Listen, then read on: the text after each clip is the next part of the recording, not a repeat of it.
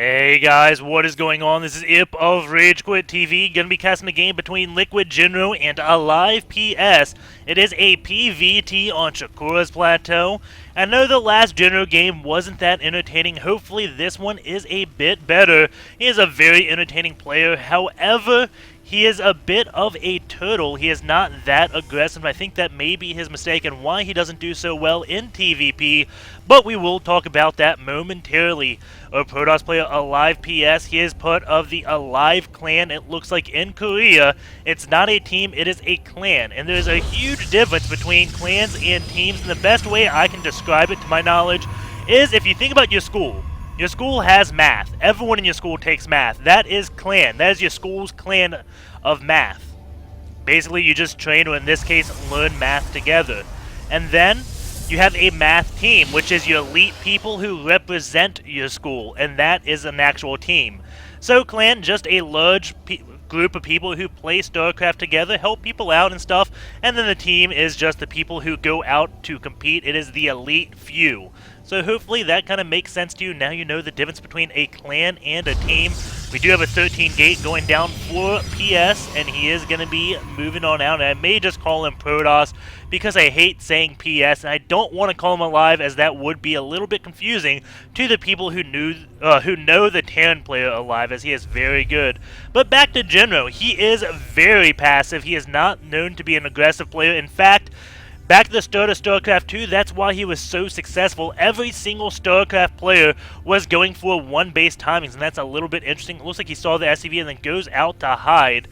And Jinro does put down the supply depot as he goes out to leave, so aLive should know, or not aLive, the Protoss player PS should know that it's not going to be a 2-Rax play, at least not a 4-Rax hidden anywhere, because that is a very fast wall-off. But Jinro, he is passive. When every Terran player was doing one base timings, he would play macro and just catch a lot of people off guard, and he still loves that macro playstyle. So the first 15 minutes of the game for Jinro could be a little bit dull, but he has been putting on a lot of pressure, and I think you have to be aggressive in TVP. If you look at Marine King's TVP, he just never stops attacking, because Protoss is the one race, in my opinion, where you can absolutely nullify their macro mechanic. Their macro mechanic is chrono boost. To be successful, they chrono boost production buildings or buildings that research, like forges, robotics facilities, or robotics bay. The one that gets thermal lands research, they always chrono boost those facilities out. So if you're aggressive and you can snipe the forge, or even force them to use that chrono boost on like a gateway to get units out, you're essentially slowing them down greatly. And if you snipe the building, then all the chronos they used on that, most likely 2 to 3, have been absolutely wasted. They gotta get the building back up and re-chrono boost it. So just putting on pressure against a Protoss player will absolutely slow them down. If you don't put pressure on them, they are free to chrono boost the buildings like Subnex, Core's Forge, and the one that gets thermal lance freely, and then they get to the late game while you are still stuck at the mid game. And even if you start off the game with an upgrade advantage, they're going to be able to chrono boost their forge and catch back up in upgrades and even pull ahead, even if you're at 1-1 before they even start upgrades. So that is why I think Jinro is a little bit weaker in TVP, because it is the one matchup where you cannot play this passively. Protoss will get stronger as the game goes on. You never want to engage a 3-3-3 Protoss, because that doesn't end well, especially when they have Templars, Archons, and Colossus. That AoE is just way too much, especially because the Terran metagame is bio play, and that just absolutely wrecks bio. But we can go into this. We'll look at what PS, or a Protoss player, has seen. Not too much. He does have this watchtower. Did see that super early supply depot. Doesn't see too much aggression, so he kind of knows that Jinro is playing a little bit passive. But it does look like he did go for a 2-gate expand just to be safe. And he is going for a 3-gate robo after that, getting the second gas up right now. Jinro, on the other hand, does have 3 barracks up, and this is the minimum defense that anyone should have, because if a Protoss player is poking at your ramp, and they notice you have any less than 1 bunker, or any less than 2 bunkers, if you only have 1 bunker, and they don't see that many units, either of those cases, they just pressure you and you lose the game. you can't really do anything safely with a 1 Rax expand unless you get 2 more barracks behind that and go up to 3 barracks, and then you're safe to tech up. And even at 3 barracks, you need to get a second bunker. If the Protoss player sees you only have 1, they can force field that, take it out, and then it's just downhill from there. But Jinro, he doesn't see the Protoss player poking up, does have a good split on his units, and since the Protoss player isn't playing this aggressive, then he knows it's safe. He's like, okay, well, if you're not going to be aggressive, then this is fairly safe. I don't need to get another bunker right now. And we should see Jinro throwing down a scan relatively soon, and there it goes. Scan goes down, he can see the sentry count and the stalker. Kind of gets the impression that 7 gates or something is not coming, and there is a 3-gate robo. And how did I know that scan? Because this is a normal time for a scan. If the Protoss player isn't doing anything, you kind of got to be thinking, okay, something is wrong. You haven't put any pressure on me. You're taking no attempts to scout me, when in fact there is an observer, I believe. Yeah, there is an observer right here. I'm not sure if Jinro does see that. But if he did see that, then he wouldn't need the scan because he'd already know what a Protoss player is doing. But he has no idea. He is absolutely in the dark. See Marines going up. It looks like it's going to be lights out for Mr. Observer. Scan goes down. The Observer does get taken out. And if you see guys going underneath your Observer, chances are you should not move it because when it's stationary, they may not see it. So if they don't know where it stopped, they can be a little bit confused. But as soon as you start moving it when the units are underneath of it, you can bet the Terran player is looking at that area and they can see the blur and then snipe it to take it out. So, Jinro still not putting any pressure on. I think he is going to be moving out. He is going to be the one that puts pressure on. We do see a Protoss player getting that blink upgrade and going to this Nexus energy 43 and 22. So he's doing an okay job at chrono boosting, getting this blink up. And again, if he did do any type of drop play, you can see there's not many units in the main. All the production is right here. There's not that much, mainly just sentries here. So, does he have any medevacs out? Yes, he does. So he could possibly have sniped this Twilight Council, and then all the chronos would have been wasted. And then Blink would have been so far behind, and the Protoss player would have a huge timing setup. Because when you snipe a building, Protoss is chrono boosting. That's not units they chrono boosted out, and their macro mechanic got completely nullified. So, well, they're just absolutely SOL. A timing window is set up, and you can do damage that way. So I really think TVP is about putting on pressure, creating your own timing window, and then just winning from there. And we do see Jinro using his factory out to scout. If this was Marine King Prime, he would have his factory right here with his army, and then float it over here when he goes into attack, but there's going to be force fields going down. A Protoss player has plenty of energy, he can afford that, but what floating the factory would do while you attack is screw with the game AI and force things like the Stalkers up here. If he just did an A move, if the factory was right here, the Stalkers would attack the factory and not the units down here. So that is what Marine King uses that factory for. But let's try to get into this game because I think action is about to be picking up. We do see Jinro holding this third base right here, making sure the Protoss player does not take that. Still playing very passively, but he is going to be gearing up to do a drop, then unloading his units. Maybe he's going to be stimming because his medevac is getting pretty high on energy. Stim his units, let the medevacs heal up, go low on energy, so if he does get stormed, it doesn't kill him. And now we do have a Protoss player moving out. Keep in mind, he just finished charge, so now he does feel safe moving out. Has charge and blink. Is going to take out this one Marine up here, but that is going to tell Jinro where his army is, and Jinro is going to go into the main, which is undefended. We do have 2 Stalkers morphing in, as an Observer does keep an eye out here, does see the medevac, saw units moving, and looks like the Marine does live. A Protoss player did not commit. That did scare him. The Observer definitely helping out there. And Jinro just going to scan, take out that Observer. Now the Protoss player has to be playing this very safe as he has no idea what Jinro is doing going into this vision. No Observers are out. 10 Stalkers, 5 Sentries, 2 Immortals, 13 Zealots. Going to the upgrades. We do have 1-1 for Protoss. Jinro is at 1-1 as well, but 2-2 just about completed for the Protoss player.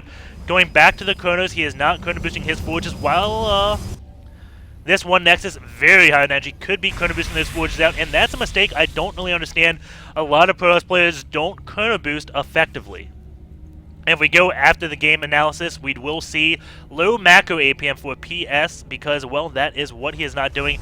Jinro going to go up with 1 Marine, see the Nexus up there, does not want to engage this homie head on, but he does have a drop going off into the main.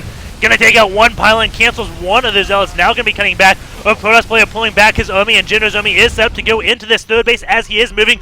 Gonna throw down a scan. See, there is no army down here. Now he is gonna be going up. Looks like these medevacs do get away. The Stalkers trying their best to pick them off, but they just can't. The Nexus does get canceled. Two zealots do get morphed in. Jinro is gonna be taking those zealots out.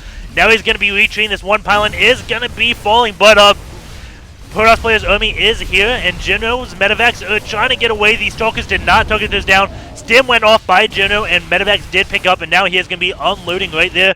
Units still down here, not going to be going up. They could pick off the Zealot, but the Zealot now going to be falling back a little bit. Jinro is going on his third base, while a Protoss player is taking his fourth base at a little bit of an odd location. He will most likely be double expanding. And the Urkon is out 2-2. Jinro is at 1-1 still. He is getting a Mobius reactor. And his 154 supply to 151 has the drop. Looks like he wants to do more pressure. And going off in the main, we don't see that much. Looking at the Chronos, he is getting that shield upgrade with +3 armor. And Jinro has not sniped any of that tech buildings. So the Chrono Boost are free to be effective. And gateways being built with this robotics bay. So the bay is the one with the Colossus. I always get bays and facilities mixed up. We do have a drop coming, and looks like a Protoss player kind of knows about that. That Templar going off on the edge. Maybe this one pylon down here did see one of those medevacs. Jinro going up into the middle of the map, and he is getting 4 Ghost out right now. Does he have any? No, he doesn't. And our Protoss player doesn't have Colossus just yet. That robotics bay just going to be completing at the 17-minute mark. 7-minute Colossus would be pretty darn amazing. Or broken, however you do look at it. We do have Templars on patrol right here, and the Protoss player can be splitting up his gateway. So if Big Drop does come into the main, he still has some production coming out. And Jinro, lots and lots of barracks. Even going to be landing another one. These two don't have any production facilities on them to starport. So if the Colossus count does get high, he can produce 4 Vikings at a time, which will be very good. That Observer getting taken out. Jinro doing a great job at that. And whenever the Protoss player does not have Observers out in the field because you do keep sniping them, that is a lot of psychological damage. Because, again, getting dropped just creates huge, huge timing windows. But Jinro is going to completely miss out on that this entire game, not sniping any real production facilities. He did do a drop, taking out this one pylon, but that is about it. We do have 2 medevacs right here gearing up, and there's the robotics bay. Gonna actually go for Gravatic Drive upgrades and not that Thermal Lance, so we will be seeing Warp Prisms come out. And meanwhile, Jinro just, again, playing a little bit passive. He is tied in the number of bases and getting 2 more barracks, so he is, again, just going for lots and lots of bio. Wants to be able to reproduce his army, and he is going to be going near 200 supply momentarily, but the Protoss player is already up there. 192 versus 177. The worker tab, 62 SCVs versus 69 probes. We do see a Dark Shrine being built, and that will pretty much be the last building for PS unless he wants to go into that Stargate route. Medevac is coming in here, but it did not stim its units, and it's full energy. Those Templars missed the feedback, and now Jinro is definitely going to stim these units and waste this medevac energy. He could also just shoot 1 EMP off at it, but stimming is much, much, much more efficient. There we go. Gonna stim up, and look at that. Super stim. Those Marines are definitely drug addicts. They better go to some type of meeting, because they pretty much just overdosed instantaneously. Thank God that medevac was there to bring them back up. We do see another base for Jinro going to be landing. This one command center may just turn into a PF, and that will allow Jinro to hold this area. And still those 2 drops just sitting there. Going to miss this robotics bay. Completely got Gravatic Drive upgrades, and now is going to be getting Thermal Lance, but the medevacs are going to be coming in here at the same time. We do have a Protoss player going to take out this command center that's trying to go into a PF. He is backing off, and there we go. The robotics bay is going to be going down. And now this one pylon. Storm does go off on all these bio units, but a lot has been unpowered. Actually, only 3 gateways. That is not that much in the grand scheme of things, but we do have another drop coming over here. 2 Templars are coming, feedbacks and storms going off simultaneously. Another storm goes off, and this one Marauder is going to be left to kill this Templar. And that drop, surprisingly, a lot of units are going away from it. And now, what is he tugging there? Looks like not too much. He wants to go engage this army. And now he is just backing off. This drop doing a lot, well, not much damage. It's just kind of tapping on the doorstep. 2 DTs do get woofed in, and is going to be cleaning that up. Doesn't really take out that much despite how long it lasted. And now we do see Jinro sacrificing some of his Vikings just because, again, there's no Colossus. Those are relatively useless. We do have Ghosts coming in. We'll be sniping these Templar. We do have 4 Templars in this army. And EMP is going down. Not going to be using snipes. Another EMP, but misses 2 of those Templars. But aLive, or the Protoss player, immediately puts those up in a Warp Prism to keep them from getting sniped and EMP'd. Very nice job. And Jinro is going to be engaged in this. Another EMP does go off. There's not that much left for a Protoss player, but mainly Marauders for Jinro. And keep in mind the upgrades 3-2-3. But Jinro is going to be pushing on ahead. 8 DTs are being woofed. Ghost or Cloak. Scan does go down so he can take out that Observer, but the Observer still lives. And there are 2 Observers now, but Storm's going down over Jinro's army. Jinro is forced to back off. More EMPs going down. I don't know who's going to win this battle. There's Immortals. This one does have shields left. The other one is out of shields. But it looks like a Protoss player is going to be holding on just barely. This Zircon's still full on shields, and now Jinro is going to be backing on up. He is building 4 Marauders, 3 Marines, and 1 Ghost. Out of all these production facilities, are they all building stuff? Yes, they are. And Jinro very low on money. Pretty high in gas right now. Going to his order commands. 1 mule, no mule. So, he's not... can't really mule up that much, and let's go look at the energy of Protoss. Full, full, full, and full. And these 3 gates are unpowered. There he goes, going to power those up. Let's see if we can get a quick count on all the gateways that we have from Protoss. 16 gates, 32 supply at once, along with double Urbo facility for Colossus. Actually, triple Colossus is going to be coming out. That will get the count very high, and Jinro doesn't have any Vikings now. DT is going to go off in this one middle line, and actually into this one it looks like, but SCVs may have taken that DT out. And now there is one over at this one base. Scan does go down. DT is going to be taken out. Not too much damage down there. 153 supply to 187. Workers killed 2 and 4. Not that much. A Protoss player only killing 4 workers. Very, very low. But he is going to have a very scary... I mean, with this Colossus count and all of these Templars. Jinro is at 3-3 upgrades, but a Protoss player is at 3-2-3 with that +3 shield on the way. And now this PF is going to be falling. Jinro, though, does have 3 nukes and a lot of Ghosts. And maybe Ghost Marauder will be good. Ghosts do have very high DPS against Zealots. Not to mention that EMPs will be very nice, evening up the supply. We do have a Warp Prism with 2 DTs morphing in here. It looks like that is how they got into the base. That one Marauder is going to be going down. Chasing this one, the Marauder does stem, and now he is going into the missile turret. And that Warp Prism is going to be getting away. And those 2 DTs do fall. We do have the Protoss player going to be pulling on back. Jinro still with this one factory. Never actually used it to soak up damage. And that is something that he could definitely do in the future because, well, why not? He still only has these 2 starports, so it's not like he needs this to build more starports. If Jinro wanted to get like 3 more starports in the game, I could see him maybe wanting to keep that factory alive. But at this point, I mean... he shows no intentions of ever going past barracks play at this stage of the game. I know mech isn't popular, but you need to get some tanks. I don't think Bio is going to be able to deal with this army. Nuke is going off on that high ground. Very interesting choice. Looks like the Protoss player does see that. And if he wasn't paying attention, well, that would have been great. The Ghost is going to be moving, maybe getting another nuke out. We do have this one Viking on patrol looking for this one Warp Prism as it does come in.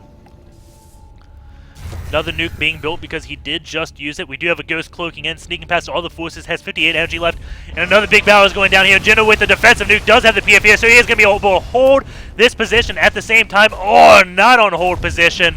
So the Protoss player is going to know exactly where this nuke is because the Ghost was attacking the probes. Vikings still on patrol. I don't know where that Warp Prism did end up going to. All the probes going to be moving on away. It looks like this nuke will be landing, taking out 1 photon cannon and whatever that was. Looks like 2 probes. 3 Immortals just hanging on out back here. And that would be a nice pickup by Jinro. All his forces down here. It looks like maybe the Warp Prism did make its way somewhere. Still not too many workers killed. And let's see, Jinro no longer has the Viking on patrol, so it looks like, yes, that was the Warp Prism that did try to sneak past. And here we go. A Protoss player is going to try to attack Jinro yet again. And we do have a medevac with a ghost in it, going to be doing yet another nuke. He does have 3 ghost facilities here producing nukes, so he can always nuke his opponent, and that is very, very nice, especially when you have 200. Nukes are so cost efficient. 1 nuke will definitely turn the tide of the game, and it's only 100. And, well, shoot off 10 nukes, chances are it is going to be somewhat effective, just because it keeps your opponent from attacking you and also stops them from mining. So this nuke right now, if the probes are pulled off the mineral line for just like 30 seconds, that's 100 minerals he just lost. And 30 seconds on this, well, that's 100 minerals, the gas is gone. So the nuke just is effective. By pulling the workers off the line, it pretty much is effective. However, if the game does go into the hour mark, because Jinro is doing all this harassment, Protoss player is going to have his bases alive a little bit longer. It looks like 2 ghosts were hit. I don't see too much damage done there. He is producing 4 nukes, so let's see. Ghost, 2 kills, 8 kills. So no, they didn't really do all that much. Just went in. Looks like they took out the shield of the Nexus. We have more gates being built. And Jinro still just holding up. Another nuke is going to be going off at this one base. Just going to be taking out those cannons. He doesn't want to go too much further. Where is this ghost nuking from?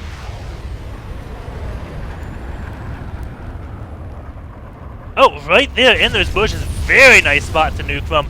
I saw it on the minimap, but I could not find the ghost for the life of me.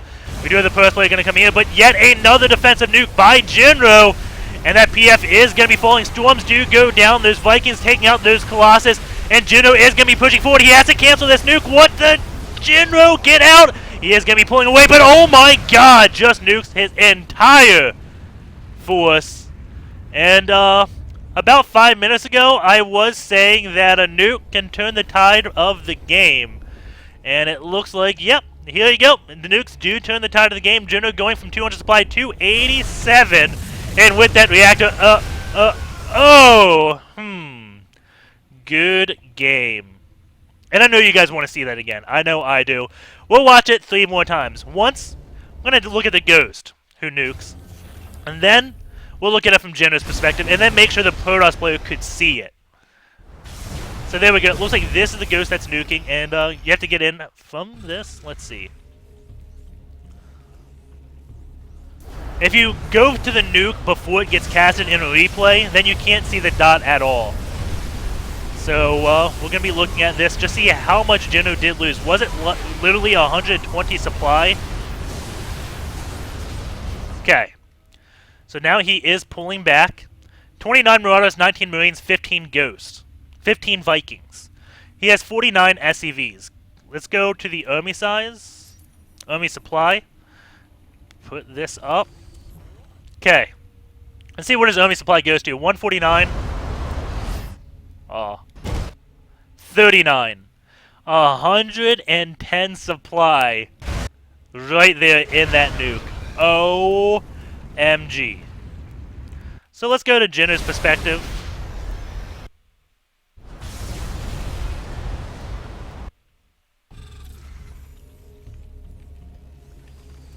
There we go.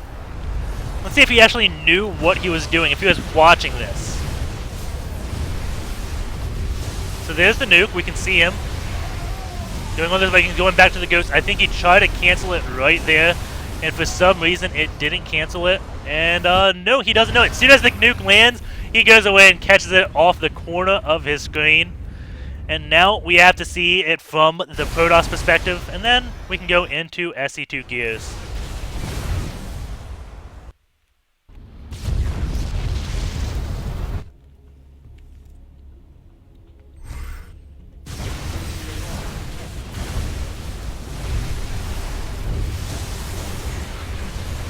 And now he is retreating.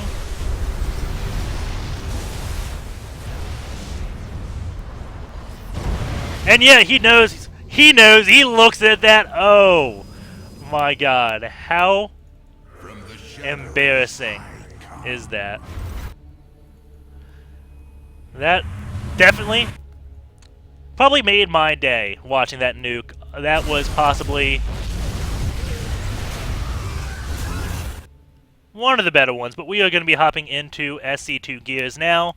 look at the APM and stuff, and let's just see if he does have low macro APM. And if you liked the analysis during that game, when it's passive play like that, and there's not too much to talk about the players, did you like what I was saying, or do you want me to still focus 100% on the game, or at least 80% on the game? Because I feel like at the intro of the game, I was only about 40% because it wasn't that much that interesting. I was trying my best to make the game interesting up to the 15-minute mark where the aggression does start. So, macro APM 41 for Jinro, micro 96, PS 90, 113. So APM relatively similar, 52% redundancy. And I can't believe the macro APM is 90 right now. That is blowing my mind because he was not chrono boosting at all that game. So that's a lot of cycling, and that's probably why he has so much redundancy. Because that's him just hitting like 5, 6, and 7 constantly throughout the game. If we go into this hotkeys, I bet he's just spamming 5, 6, and 7, or maybe 4, 5, 6, 7, but not actually chrono boosting. Let's see, take Jinro out. Yeah, look at this. So this is where the APM is coming from and the redundancy, just in this.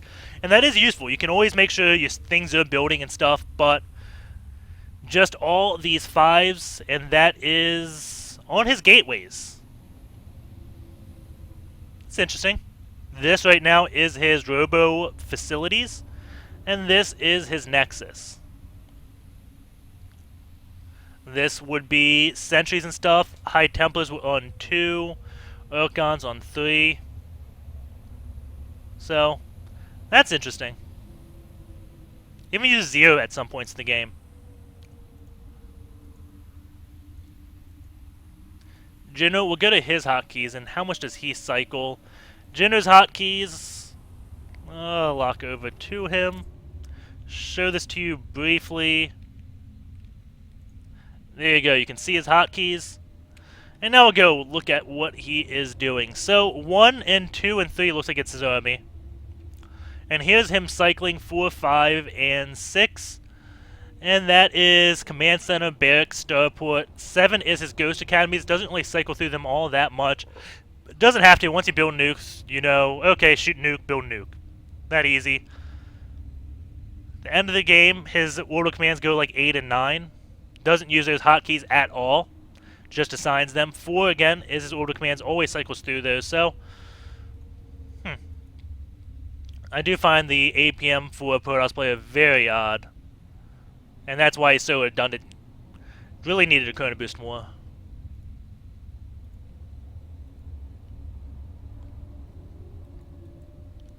Billy Groups, 12 storms. Feedbacks, 26. 20 blinks. 9 nukes landed, 20 nukes built, 13 snipes, 24 EMPs, 27 scans, 39 stims. Pretty cool. Pretty cool. Going into production, 10 Colossus, 27 DTs, 1 Warp Prism. That thing lived forever. 17 High Templars, 88 Zealots, 9 Immortals, 15 Observers, 7, 18, 74. Not too interesting. 33 Ghosts, 28 Vikings, 8 Medevac, 61 Martyrs, 67 Marines, and 67 SCVs. Both players didn't really build that many workers, considering the game was 30 minutes, but there was not much harassment until the late game when Jinro was just mass nuking. That is Jinro's playstyle. He loves, loves, loves those nukes. Resources spent looks very even.